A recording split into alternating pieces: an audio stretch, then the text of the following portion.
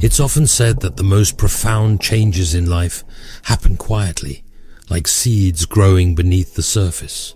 God's work in your life is no different.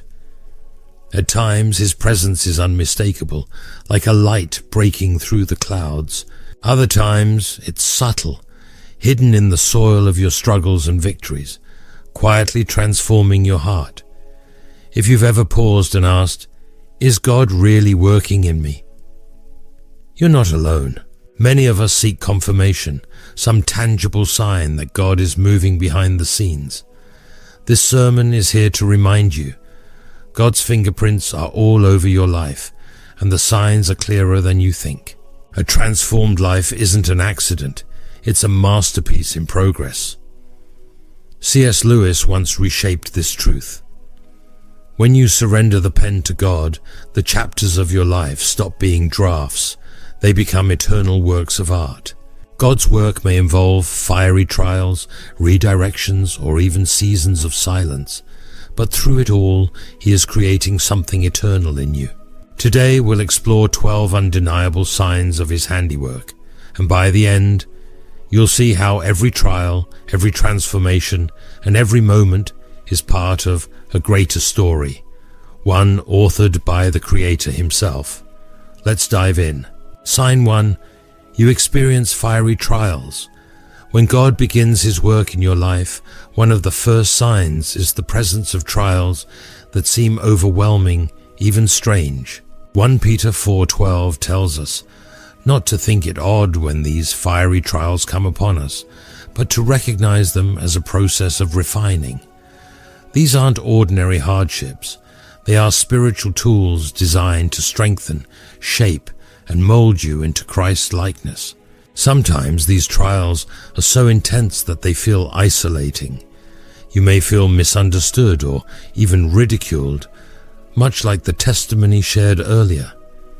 Being labeled crazy for sharing spiritual experiences or facing rejection because of your faith. But know this, your trials are never wasted. They are evidence that God is moving. Think of it this way. Gold must endure the fire to be purified. It's the only way its beauty is revealed. C.S. Lewis said this truth by saying, "Pain is not the enemy of progress. It is the birthplace of transformation. And in God's hands, every fiery trial is His way of bringing forth something precious." What makes these trials so significant is that they don't just challenge you, they elevate you. Through these moments, God aligns you with His greater plan, preparing you for a purpose that only you can fulfill. If you're going through a fiery trial, don't give up. Sign 2. You are determined to change for the better. Another clear sign that God is working in your life is your determination to leave behind old habits and embrace a better version of yourself. James 2:26 reminds us that faith without works is dead. It's not enough to believe. You have to act. When you find yourself actively fighting against sinful patterns and striving to walk in righteousness, that's a sure sign of God's Spirit moving in you. Think about it. Maybe you're wrestling with addictions, whether it's smoking, pornography, unhealthy relationships, or anything else that holds you captive. You feel the tension because you no longer want to live that way. That inner struggle is evidence of God working. He's giving you the conviction to fight these battles, and when you combine faith with action, God meets you right where you are. Change is never easy, and the battle is real. But here's the beauty. The more you press forward, the stronger you become. C.S. Lewis captures this perfectly. Transformation doesn't begin with the removal of chains. It starts with the decision to reach for freedom. That decision to keep fighting, to keep seeking, to keep moving forward is the evidence of God working in your heart. When you take one step toward God, He responds with His grace and power to help you take the next. Sign 3. God sends people to help you improve. One of the clearest signs that God is working in your life is when He places people along your path to encourage, guide, or challenge you. These divine connections often seem random, but they are anything but coincidental. God uses others to speak truth into your life and help you grow closer to Him. Maybe it's a friend inviting you to a Bible study, a stranger sharing a word of encouragement, or even discovering a sermon online that speaks directly to your situation. These moments aren't by chance, they're orchestrated by God. For example, as mentioned earlier, imagine sitting in a crowded space and someone approaches you, inviting you to something that eventually changes your spiritual life. That's no accident. It's God's hand at work. This principle is beautifully captured by Lewis when he said, "The people who enter your life in pivotal moments are not there to fill space. They're there to light the path you couldn't see alone." God knows exactly what you need and sends the right people at the right time to help you grow. Sometimes these individuals are from your past, and other times they're completely new faces. Regardless of how they appear, their presence is a sign that God is investing in your journey. Sign 4. You become humble and teachable. A powerful sign that God is working in your life is the development of humility and a teachable spirit. Before knowing Christ, we often cling to pride, believing we know best. But when God begins His transforming work, He opens our eyes to the reality that we don't have all the answers. As James 4:6 reminds us, God resists the proud but gives grace to the humble. Humility is crucial for receiving truth. It requires admitting, "I was wrong," and choosing to align your beliefs with God's word instead of your feelings or prior assumptions. This isn't always easy. Letting go of what you thought you knew to embrace God's wisdom can feel like a loss, but it's actually the beginning of real growth. C.S. Lewis puts it this way: "The strongest foundation is built not on what we know, but on our willingness to learn what we've yet to understand." When you humble yourself, God can begin to pour His truth into you, reshaping your heart and mind. This teachability is what allows you to grow spiritually. Without humility, you resist God's guidance. But when you surrender your pride, you become like clay in the potter's hands, moldable and ready to be shaped into His masterpiece. Sign 5. Your purpose and direction are becoming clear. Another undeniable sign that God is working in your life is when your purpose and direction start to come into focus. At first, things might feel uncertain or confusing, but as you continue walking with God, He begins to reveal His plan for you step by step. Romans 12:2 says, "Be transformed by the renewing of your mind, that you may prove what is that good and acceptable and perfect will of God." As your relationship with God deepens, your life's calling becomes clearer. This clarity doesn't always happen overnight. Sometimes it's a gradual realization.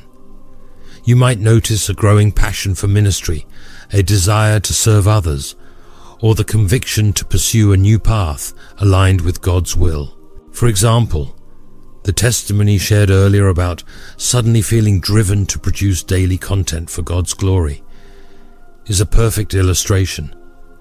When God is working, He places a fire in your spirit that pushes you toward your divine assignment. C.S. Lewis reframes this perfectly. Purpose isn't discovered in the stillness of doubt, but in the movement of faith. God reveals His will when we step out in obedience, even before the full picture is visible. Sign 6. You endure seasons of rejection. One of the more challenging signs that God is working in your life is when you go through seasons of no. These are times when you pray for something, a relationship, a job, or an opportunity, and God says no. It can be discouraging and even confusing, but these moments are part of His divine protection and preparation. Ecclesiastes 3:1 reminds us, To everything there is a season, a time for every purpose under heaven. It's natural to feel frustrated when God withholds something you deeply desire. Perhaps you prayed for a specific relationship that seemed perfect, but God closed that door. Or maybe you sought a new opportunity, but nothing worked out. What we often fail to realize is that God's no isn't rejection, it's redirection. He sees what we cannot. That relationship may have looked ideal on the surface, but God knew it would harm your spirit. That opportunity you wanted might have pulled you away from His purpose for your life. C.S. Lewis reframes this beautifully. A closed door is not the end of the path. It's the beginning of the one you're meant to walk. God's no is often His way of saying, I have something better for you. Trust me. Sign 7. You continue to follow Christ despite opposition. Another clear sign that God is working in your life is your persistence in following Christ, even when faced with opposition or challenges. Jesus Himself warned us in John 16:33. In this world you will have trouble, but take heart, I have overcome the world. When you remain faithful despite setbacks, criticism, or spiritual warfare, it's evidence that God's Spirit is sustaining you. Following Christ isn't easy. The world often opposes those who live for Him. You may face ridicule, rejection, or even isolation from friends and family because of your faith. For many, these challenges become stumbling blocks, leading them to give up. But when you keep pressing forward, when you continue to follow Christ no matter what life throws at you, it's proof that God is strengthening you for the journey. Whether you're enduring spiritual battles, criticism, or moments when you feel like quitting, your perseverance is a sign of God's work within you. Sign 8. You overcome setbacks and failures. A sure sign that God is working in your life is when you rise above the setbacks and failures that once held you back. The Bible reminds us in Proverbs 24:16, a righteous man falls 7 times and rises again. Falling is part of the journey, but the ability to get back up is evidence of God's grace and strength working in you. Life is full of challenges. Maybe you've struggled with bad decisions, sin, or moments of defeat that made you question your worth. But instead of staying down, you find yourself determined to move forward.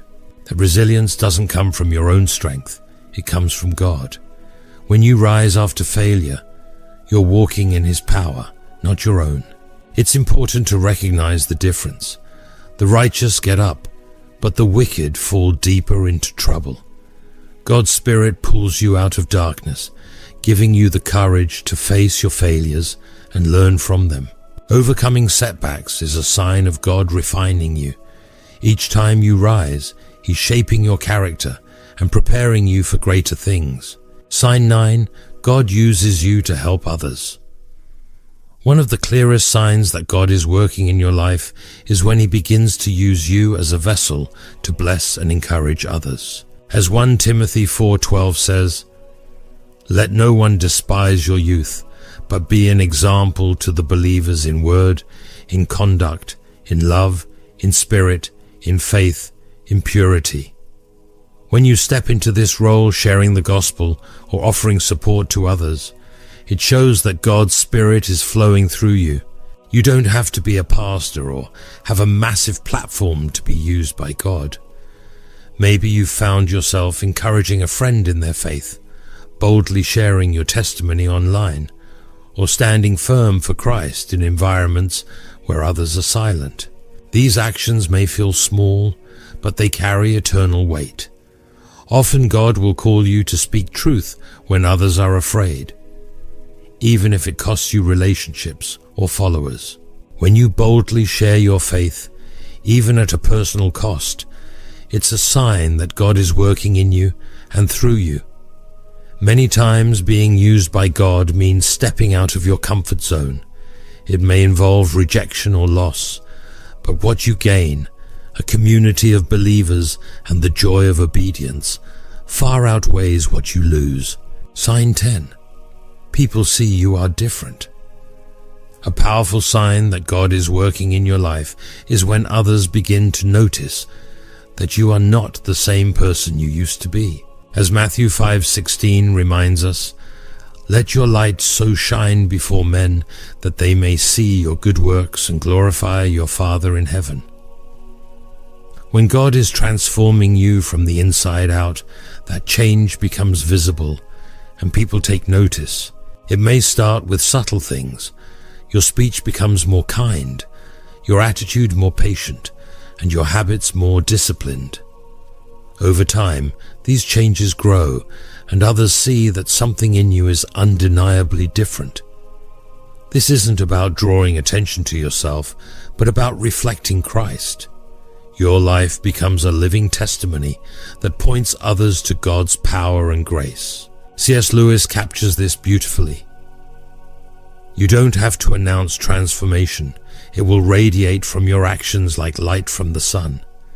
People will see the peace, joy, and strength you now carry, and it will stand out in a world filled with chaos and brokenness.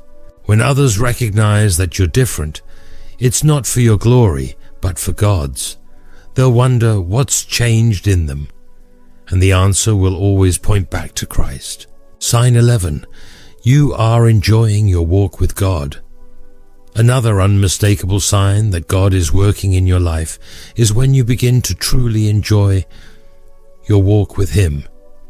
Instead of feeling like a burden or obligation, following Christ becomes a source of joy and fulfillment.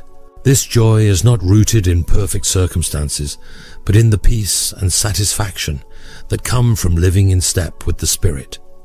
Galatians 5 verses 22 to 23 reminds us that the fruit of the Spirit is love, joy, peace, patience, kindness, goodness, faithfulness, gentleness, and self-control. This doesn't mean there won't be trials or moments of doubt. The Christian walk comes with challenges, temptations, losses, and seasons where you feel like giving up. But even in those tough times, there's an underlying sense that you're exactly where you're meant to be. The things you once pursued, worldly pleasures or selfish ambitions, start to pale in comparison to the joy of living for Christ. C.S. Lewis sums this up well. True joy isn't found in the absence of struggle, but in the presence of purpose. When you're walking with God, even the difficult moments are infused with meaning, because you know you're living for something greater than yourself. Sign 12.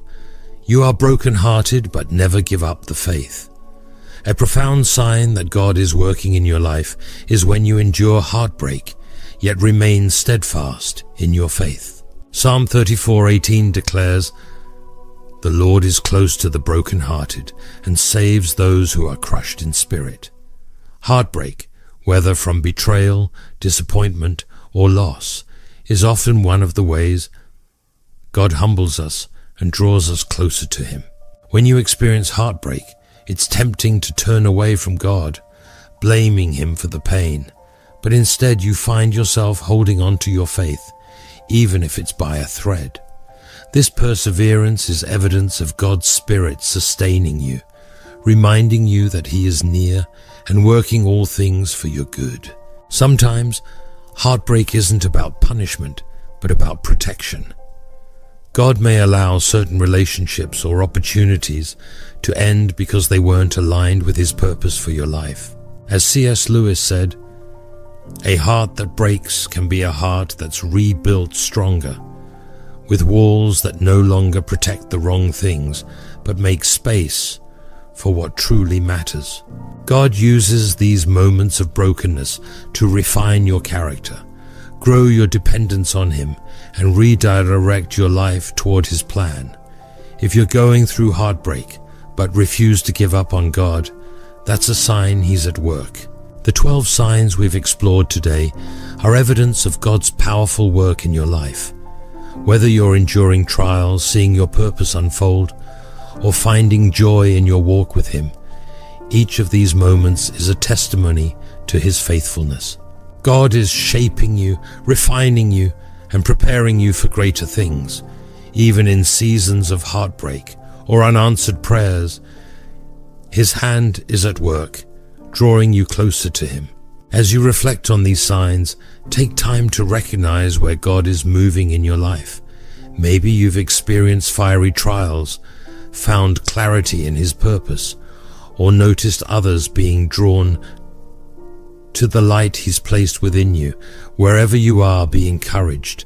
God is not finished with you yet. He who began a good work in you will carry it to completion. Philippians 1:6. Let us pray. Heavenly Father, thank you for the ways you work in us, even when we don't always see it. Thank you for shaping us through trials, teaching us humility, and giving us purpose. Help us to trust you in every season, whether it's one of joy or difficulty. Strengthen our faith and let our lives reflect your glory. Use us to bless others and point them to you. We love you, Lord, and we thank you for your endless grace. In Jesus' name, Amen. Thank you for watching until the end, and God bless you. Share this with someone who needs it. Have you ever felt trapped by your past, as if you were carrying an invisible burden that makes each step forward painfully difficult? God has something revolutionary for you. What He accomplished yesterday was extraordinary, but what He is about to unveil in your life will be even more amazing. Hello, we are Soulful Devotions. If you've made it here, believe it. It was no coincidence. God has a special purpose for your life, and we are certain that He guided you to us to receive a message of transformation.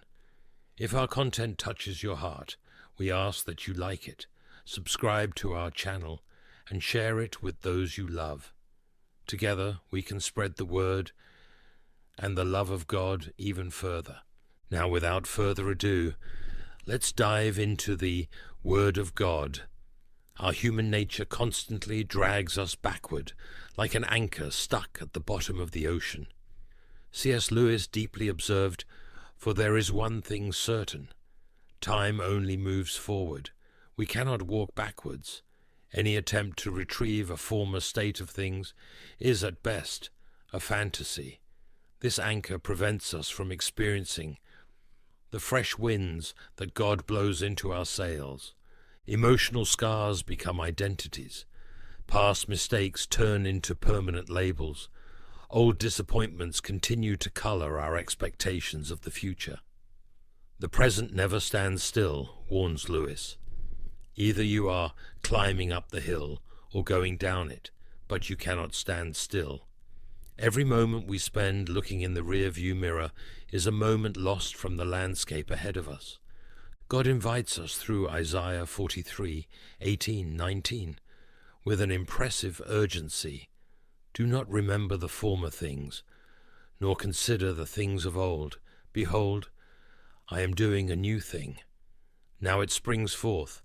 Do you not perceive it?" Note the progression. First comes the command to not dwell on the past, then the announcement of the new, and finally the invitation to perceive. God is asking, can you see it? Are you paying attention? This invitation echoes throughout Scripture like a powerful refrain. Paul understood it viscerally when he wrote, "Brothers, I do not consider that I have made it my own, but one thing I do, forgetting what lies behind and straining forward to what lies ahead, I press on toward the goal."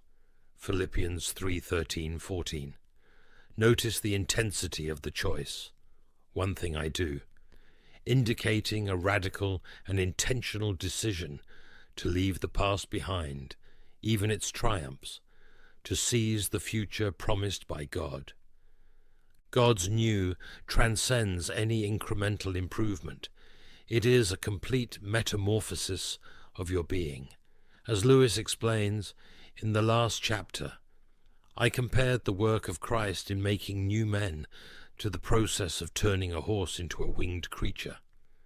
I use this extreme example to emphasize the point that it is not merely an improvement, but a transformation. It is not just a software upgrade, but a complete overhaul of the system.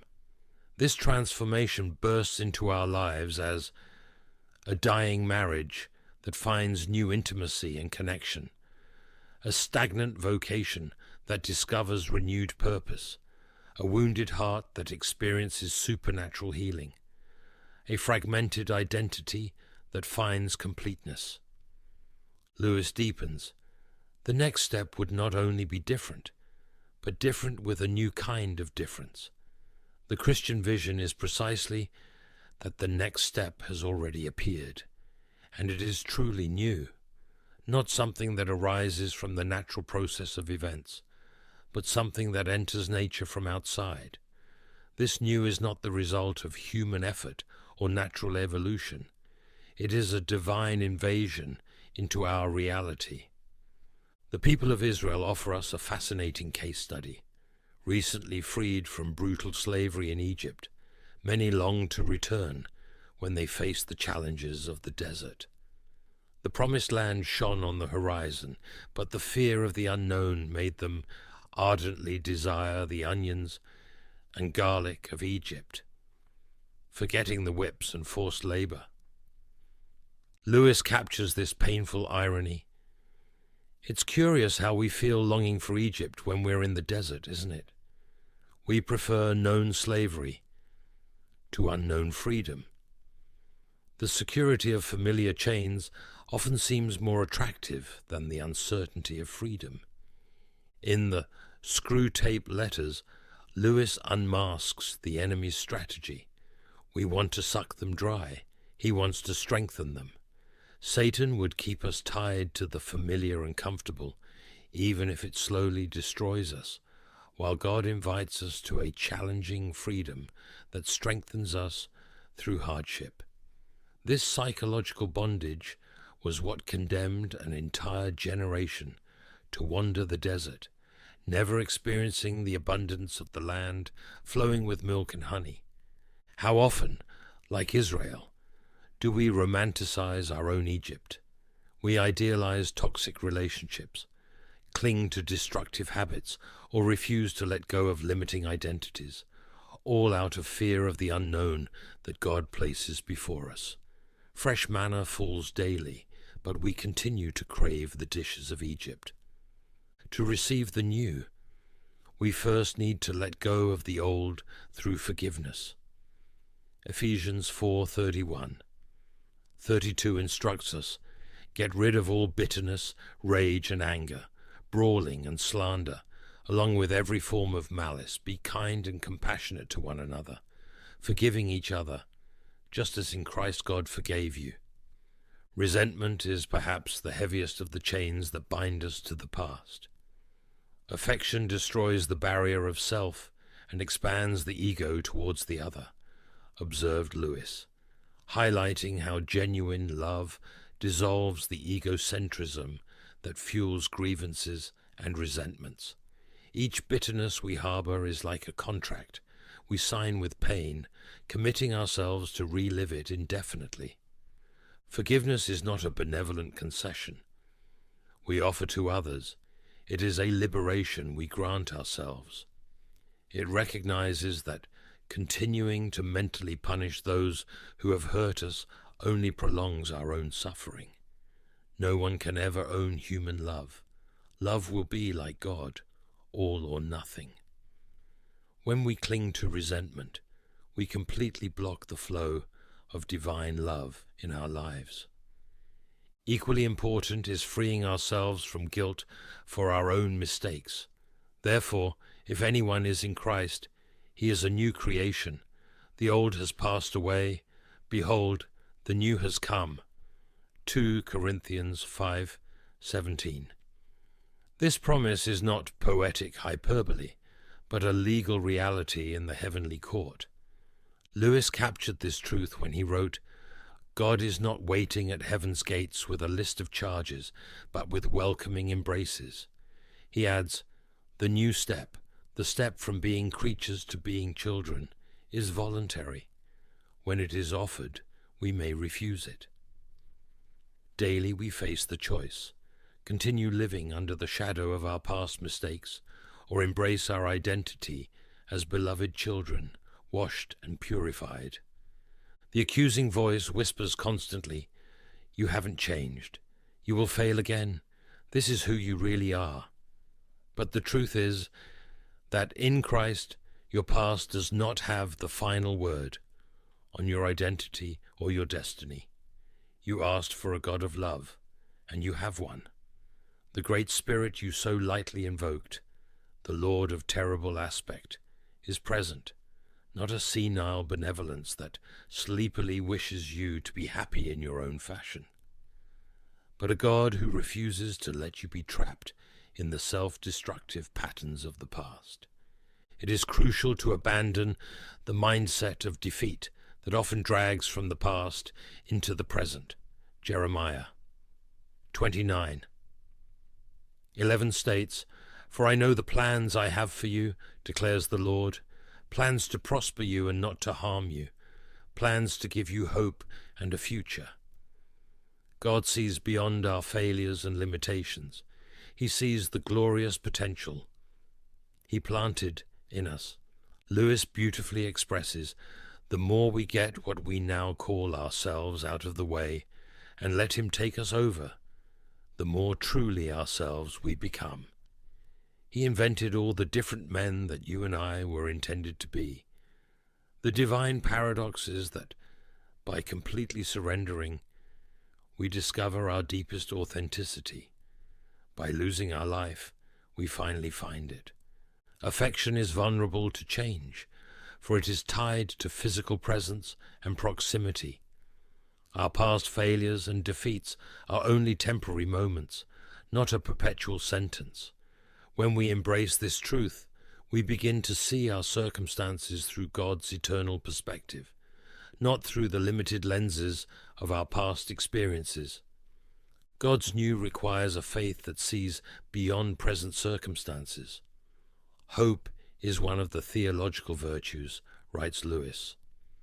This means that a continual looking towards the eternal world is not a form of escapism or wishful thinking, but one of the things a Christian ought to do. This hope is not naive optimism, but a vision anchored in the reality of God's unchanging character. Lewis insightfully observes, "It is, since Christians have largely ceased to think of the other world, that they have become so ineffective in this one. Our ability to transform the present is directly linked to our ability to see beyond it. If you read history, you will find that the Christians who did most for the present world were precisely those who thought most of the next. When we truly believe that God has something extraordinary in store, we free ourselves from the limiting patterns of thought that imprison us in the past. Love can endure and can forgive, but love can never be reconciled to an object that causes dislove. It can therefore never be reconciled to your sin, because sin itself is incapable of being changed. But He can be reconciled to your person, because this can be restored. God does not love who you were or who you should be, but who you are, and loves you too much to leave you trapped in the endless cycle of the past. We need to develop nimble obedience that responds promptly when God directs. God whispers in our pleasures, speaks in our conscience, but shouts in our pains. They are the megaphone to rouse a deaf world, writes Lewis in The Problem of Pain. Often it is through discomfort that God moves us to the new. There are many things that cannot be understood until you have gone a certain distance along the Christian road. These things are purely practical, though they may not seem so. Obedience puts us on the path where we can more clearly understand God's direction. First we obey, then we understand. Often God's new appears only after we take the first step of obedience, not before. The Bible really seems to resolve the issue when it puts the two things together in one surprising phrase. The first half is, work out your own salvation with fear and trembling, which seems like it all depends on us and our good actions. But the second half continues, for it is God who works in you, which seems like God did everything and we nothing. This tension is exactly where God's new reality emerges, in the dynamic dance between our effort and divine grace. It requires genuine courage to embrace the change that God brings, but there must be a real giving up of oneself. As long as your own personality is what concerns you, you are not really going to Him at all. The first step is to try to forget yourself altogether, teaches Lewis.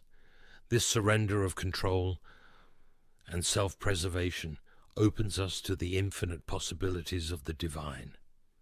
To love is to be vulnerable. Love anything, and your heart will certainly be wrung and possibly broken. Embracing God's new requires vulnerability, the willingness to let go of the secure structures we've built around ourselves and venture into unknown territory. Love is vulnerable, but it is precisely in this vulnerability that we discover the strength of God. Lewis articulates the central paradox of the Christian life. Give up yourself and you will find your real self. Lose your life and you will save it. Look for yourself, and in the long run, you will find only hatred, loneliness, despair, rage, ruin, and decay. But look for Christ and you will find Him, and with Him everything else will be added. Today is the turning point. Will you continue to be chained to what has passed, or will you launch yourself into the river of divine provision? Lewis exhorts us, every Christian adventure begins with an act of the will. Deciding to follow Christ is like opening a door to an entirely new world. This moment of decision is not trivial. It is the gateway to a transfigured life. As Lewis noted, the merciful man aims at his neighbor's good and so obeys the will of God, consciously collaborating with the simple good. Our decision to embrace God's new creates waves that extend far beyond us, touching everyone around us. You will certainly accomplish God's purpose, however you may act, but it makes a difference to your life whether you serve Him as Judas or as John. The question is not whether you will be part of God's plan. You inevitably will. The question is, will you be like Judas, stuck in the past, limited expectations and bitterness, or will you be like John, reclining on Jesus' breast, fully embracing the new reality He offers?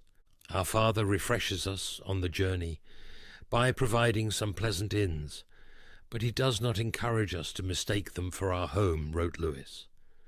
God has prepared something infinitely greater than the temporary comforts to which we cling so desperately. There is something better if we have the courage to follow it, the boldness to trust God, and the faith to embrace the unknown. God is preparing a reality that transcends everything you have experienced. Do not cling to the past, however comfortable or familiar it may seem.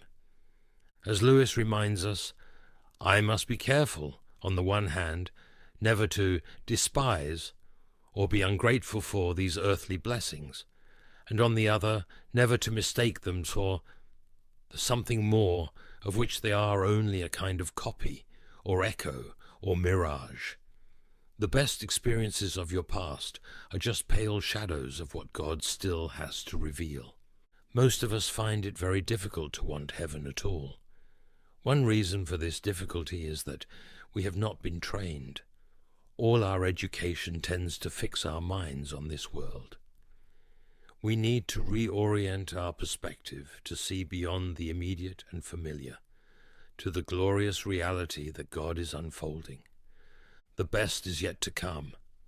Open your hands, release the past, and receive the new from God. As the psalmist proclaims in Psalm 126, 3:6, "The Lord has done great things for us, and we are filled with joy. Those who sow with tears will reap with songs of joy. He who goes out weeping, carrying seed to sow, will return with songs of joy, carrying sheaves with him." The call, however, is not just for prostration and reverence, but for a reflection of the divine life, a participation of the creature in the divine attributes that is far beyond our present desires. We are invited to put on Christ to become like God. This is the final invitation, not just for an improved life, but for a life transfigured in the splendors of Christ's image. Now, brothers and sisters, let us join in prayer to our gracious and loving God. He is here, hearing every word and knowing every need. Close your eyes, open your heart, and pray with me in faith. Let us pray. O God, who makes all things new, you are the Lord of new beginnings, the one who opens paths in the desert and rivers in the dry land. Your breath gives life to what is dead, and your voice commands that the shadows of the past give way to the light of your glorious future. Lord, how often my heart gets entangled in the webs of yesterday. Mistakes whisper condemnation. Old wounds cry out for attention. Memories become chains that bind me to what has been. But you are the God who declares, "Do not remember the former things, nor consider the things of old. Give me eyes to see the new that you prepare. Do not let me walk through the present, with my eyes fixed on the rearview mirror of the past. Tear apart the veils of deceptive nostalgia, lingering guilt, and paralyzing fear. Teach me to move forward in faith, unwavering, for you say, 'Behold, I am doing a new thing. Now it springs forth. Do you not perceive it?' Lord, make my soul perceive. Teach me to forget what lies behind and to press on to the goal, to the prize of the high calling in Christ. Do not let me be trapped in Egypt when you have spread before me the promised land. Do not let me prefer the crumbs of yesterday when you prepare a feast before me. O God, renew my mind so that I am not conformed to this age, but transformed by the renewal of my mind. May my lips not confess discouragement, but hope. May my feet not falter in hesitation, but run to where your grace has already preceded me. Father, strengthen me to release the anchors of resentment, self-depreciation, and disbelief. Replace the memory of pain with the hope of your redemption, for you are the one who turns mourning into dancing, ashes into beauty, ruin into restoration. Give me the courage to trust your heart, even when the future seems uncertain. Teach me that, even though my vision is short. Your faithfulness is infinite. Let my rest not be in what I see, but in what you promise. And when the temptation to look back is strong, remind me of the cross and the empty tomb. The past was nailed there. The new began with your resurrection. May I live, Lord, not as someone chained to what has passed, but as a pilgrim thirsty for what is to come, your glorious kingdom. In the name of Christ, the author and finisher of my faith, I pray. Amen. If this message touched your heart and brought blessings to your life today, we encourage you to share it with those who need to hear words of hope and love. By doing so, you will be obeying the Lord's call, as recorded in Mark 16:15. And he said to them, "Go into all the world and preach the gospel to every creature." Dear brothers and sisters, as we spread the word of God, we fulfill his will and bring light to lives that need comfort and direction. Let us be instruments of the Lord's love, sharing this message so that others may experience the peace and joy of knowing our Savior. Together, with hearts full of love and gratitude, Let us carry the good news to all corners of the world, answering the Father's call. Don't forget to click the like button and subscribe to our channel for more messages like this. Together, we can reach more lives and spread the love of Christ. If you wish to accept Jesus Christ as your Lord and Savior, I invite you now to open your heart and receive God's grace. No matter where you have been or what you have done, Jesus came to save the lost, and God deeply loves you. He does not want anyone to perish, but for all to repent and find eternal life. Make this salvation prayer in your heart. O Lord of the heavens, King of glory and Saviour of souls, with humility and a contrite heart I approach your presence. I am like clay in your hands, broken and stained by the weight of sin, but eager to be shaped by your redemptive grace. O Christ, I acknowledge that I am a sinner, that I have trodden paths far from your holiness, that my actions and thoughts have often rejected the splendor of your glory. Today, Lord Jesus, I cry out for your forgiveness. I have no merit to present, only a heart that longs for your transforming touch. I believe, Lord, that your cross is the bridge between my condemnation and your salvation. I believe that you were pierced for my transgressions, crushed for my iniquities, and that the punishment that brought me peace fell upon you. And with gratitude I confess that by your wounds I am healed. O Lamb of God, I remember your sacrifice, your crown of thorns, your body hanging on the wood, your complete surrender so that I, who was a slave to sin, could be free. And when all seemed lost, your triumphant resurrection declared that the power of death was overcome, that the price was paid, and that, in you, there is eternal hope. Today, Lord, I completely surrender to you. I repent of my sins, of the choices that have distanced me from your path, and I leave at your feet the burden I have carried for so long. I invite you into my heart to transform my life from the inside out. I want to be a new creation, marked not by what I have done, but by what you have done for me. Help me to trust you every day, to follow you faithfully, even in the most difficult times. May my heart be moved, not by fear, but by love, not by obligation, but by the joy of knowing that I am yours. O Holy Spirit, seal this decision in my soul. Renew my mind, sanctify my desires, and guide my steps, so that I may walk in the light as Christ is the light. Keep me from temptation, and strengthen me in the fight against sin. Give me a humble spirit and a heart full of praise, so that my entire life may be a living offering for your glory. Lord Jesus, hear this prayer that springs from a surrendered heart. Thank you for saving me, for calling me by name, and for giving me a new identity in you. May your goodness and mercy accompany me all the days of my life, until, at last, I see your face and behold your eternal glory. All this I pray in the name, above all names, Jesus Christ, my Lord and Saviour. Amen.